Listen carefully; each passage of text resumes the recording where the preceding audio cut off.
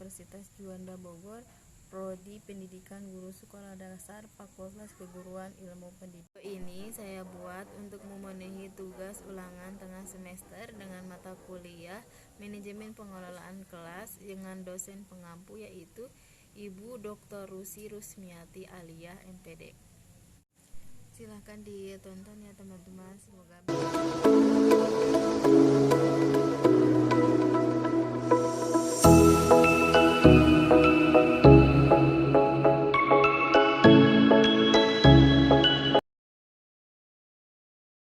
kelas merupakan suatu tempat anak belajar untuk mendapatkan ilmu, berinteraksi dengan teman, serta pembentukan pribadi yang baik. Kelas memiliki fungsi dan peranan penting dalam mencapai ketercapaian proses belajar. Supaya dapat memberikan rangsangan dan dorongan terhadap peserta didik untuk belajar, kelas harus dikelola sebaik-baiknya oleh guru.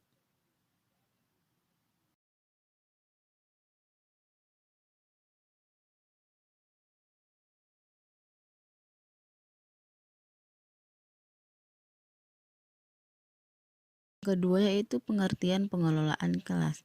Pengelolaan kelas merupakan gabungan dari dua kata yaitu kata pengelolaan dan kata kelas. Pengelolaan dalam bahasa Inggris dinamakan sebagai manajemen. Ini berarti pengelolaan serupa dengan manajemen. Pengertian pengelolaan atau manajemen pada umumnya yaitu aktivitas yang meliputi pengorganisasian, perencanaan, pengordinasian, pengarahan, penelitian, dan pengawasan. Sedangkan kelas merupakan lingkungan yang kompleks, di mana siswa berinteraksi saling ketergantungan satu sama lain, dan dengan karakteristik unik dari lingkungan fisik dan sosial yang spesifik. Pengelolaan kelas yaitu keterampilan guru menciptakan dan memelihara kondisi belajar yang optimal dan mengembalikannya manakala terjadi hal-hal yang mengganggu suasana pembelajaran.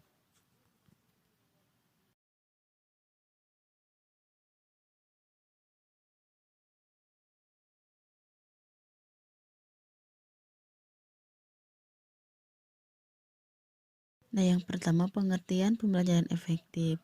Pembelajaran efektif merupakan tujuan belajar mengajar yang sudah dirumuskan tercapai berfungsi agar diaplikasikan pada proses pembelajaran.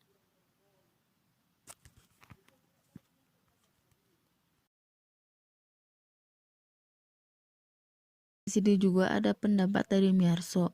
Miyarso menegaskan bahwa efektivitas pembelajaran melambangkan salah satu standar mutu pendidikan dan acap kali diukur dengan keterlaksanaannya tujuan, atau dapat juga diartikan sebagai keputusan dalam mengelola suatu kondisi. Doing the right things.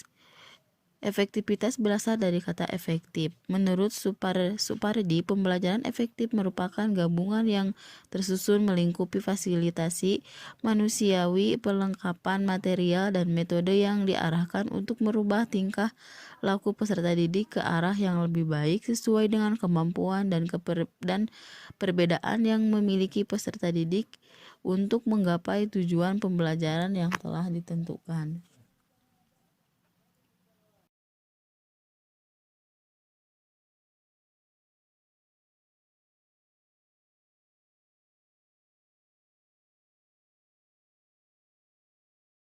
Perencanaan proses pengelolaan kelas guna mencapai efektivitas pembelajaran yaitu yang pertama, visualisasi. Pertama, guru memvisualisasikan diri sebagai guru yang efektif dengan sarana-sarana tertentu. Dalam benaknya, guru menciptakan panduan untuk mengatur, mendesain pembelajaran yang sesuai bagi kelasnya, serta garis pedoman bagi dirinya sendiri dan para peserta didiknya. Akhirnya, guru memvisualisasikan apa yang diajar, kapan mengajar, dan bagaimana mengajar. Yang kedua yaitu panduan guru yang efektif memiliki panduan yang dapat menguraikan instruksinya, kegiatan belajar, dan tugas yang harus diselesaikan oleh para peserta didiknya. Panduan memuntunya seputar cara-cara untuk memulai, melanjutkan, dan mengakhiri pembelajaran di kelas. Yang ketiga yaitu manajemen guru, merencanakan pembelajarannya sesuai jadwal supaya cukup waktu dialokasikan untuk semua kegiatan. Para peserta didik akan mampu menyelesaikan tugas-tugas mereka dalam jangka waktu yang dialokasikan, sehingga memberikan mereka sensasi pencapaian dan motivasi mereka lebih lanjut. Yang keempat yaitu pertimbangan profesional. Tenaga pengajar harus membuat banyak pertimbangan profesional. Mereka merencanakan dengan seksama apa yang diajarkan dan bagaimana mengajar. Mereka harus mengambil keputusan secara kritis dan menurut informasi terkait pola belajar, mengetahui sebelumnya dan pengalaman peserta didik.